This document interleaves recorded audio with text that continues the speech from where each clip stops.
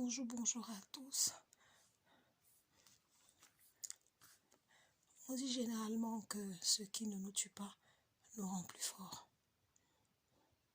Eh bien oui, je pense que j'ai encore pu vérifier ce fameux dicton dans toute sa splendeur.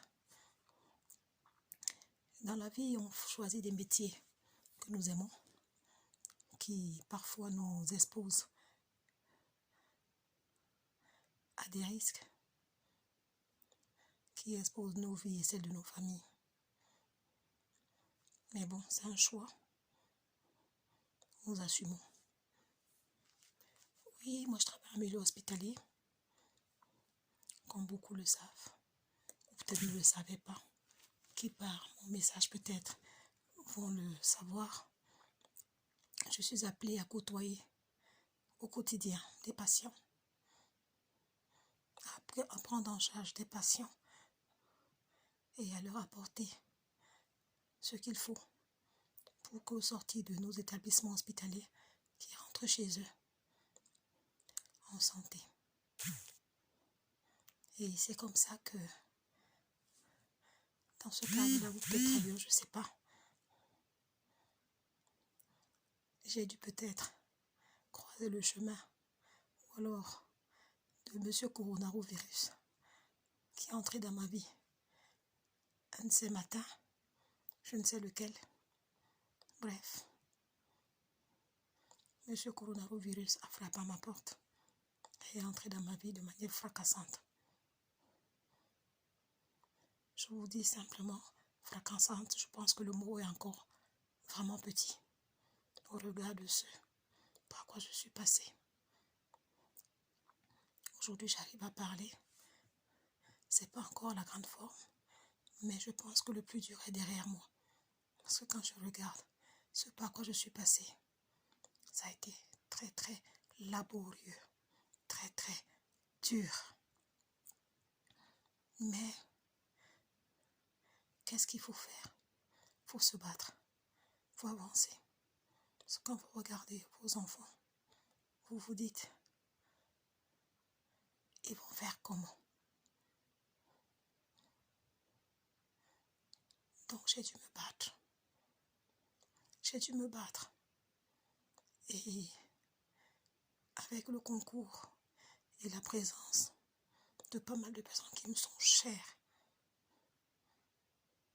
commencez à énumérer. La liste sera longue. Mais je pense que je voudrais déjà dire merci à mon mari, à mes enfants, à mes frères et leurs épouses, à mon cœur des cœurs qui se reconnaîtra. Hélène, Rebecca, Madame Bess, Solange Bességué.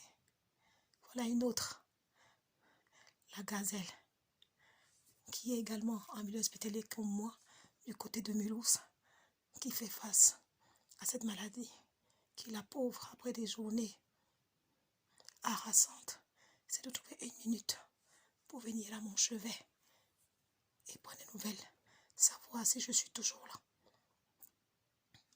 Eh bien oui, je suis là. Je dis merci à mes oncles, à mes tatas, à mes soeurs, à gauche, à droite, tous ceux qui ont été là, sont montés au front avec moi. Tous les jours, j'entendais de loin, comment ils disaient, une lionne ne dort pas, une lionne n'est pas dans le lit. Et cette phrase-là, je l'ai fait travailler dans ma tête, en me disant, on t'a dit une lionne ne dort pas, alors bats-toi. Oui, mes frères et sœurs, amis et connaissances, le coronavirus est là. Ne négligez aucun détail. Moi qui vous parle, je l'ai eu. J'essaie de me remettre tout doucement de toute cette période difficile. Ne faites pas trop attention à tout ce que les gens peuvent raconter sur les réseaux sociaux. Qu'on dise que les noirs ne peuvent pas les blacks ne peuvent pas l'attraper. C'est des histoires. Je suis une blague, je l'ai eue. J'ai eu la chance de pouvoir aujourd'hui vous parler. Beaucoup n'ont pas eu cette chance. Oui. Beaucoup n'ont peut-être pas remarqué que mon bonjour quotidien n'était pas là. Beaucoup n'ont peut-être pas fait attention. C'est pas grave. L'essentiel est que je vous passe le message. Faites attention.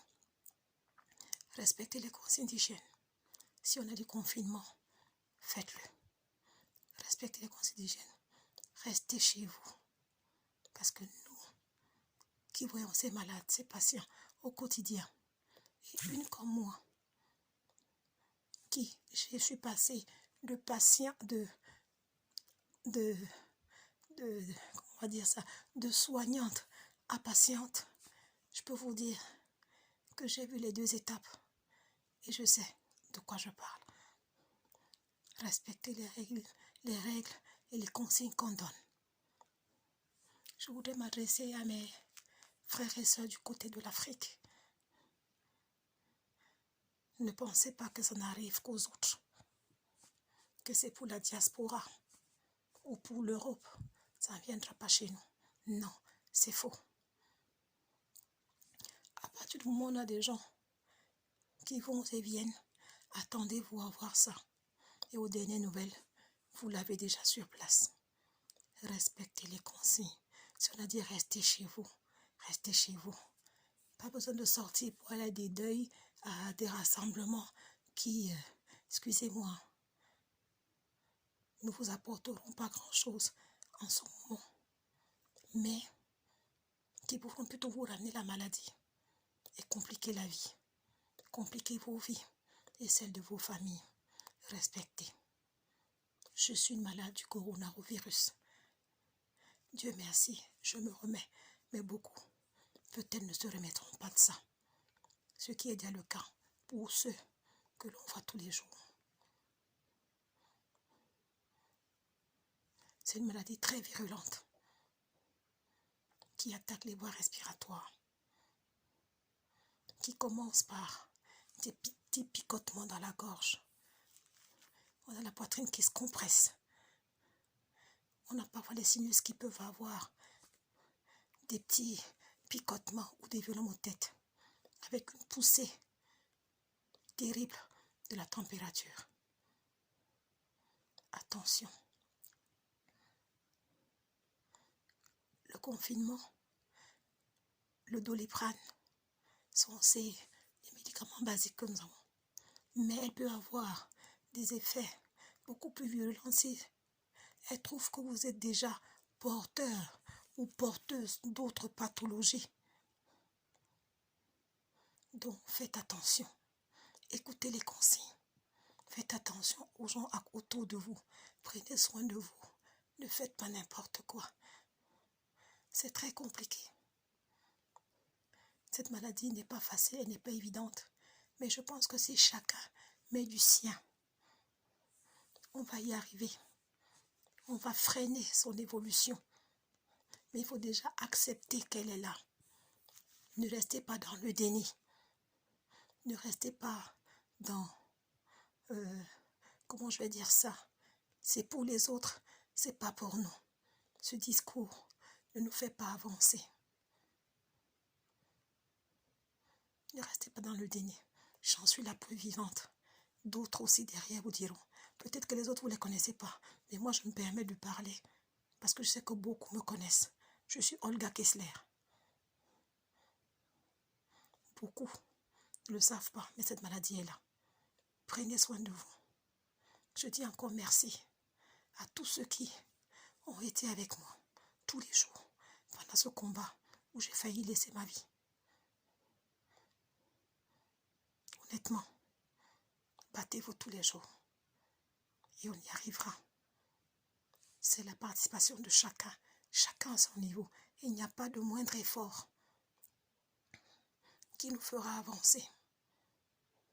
Merci pour tout et merci de faire passer ce message à chacun pour que ça nous aide tous à comprendre. Et sortons du déni de cette maladie. Merci. Et merci de prendre le temps de m'écouter. À bientôt. Au revoir.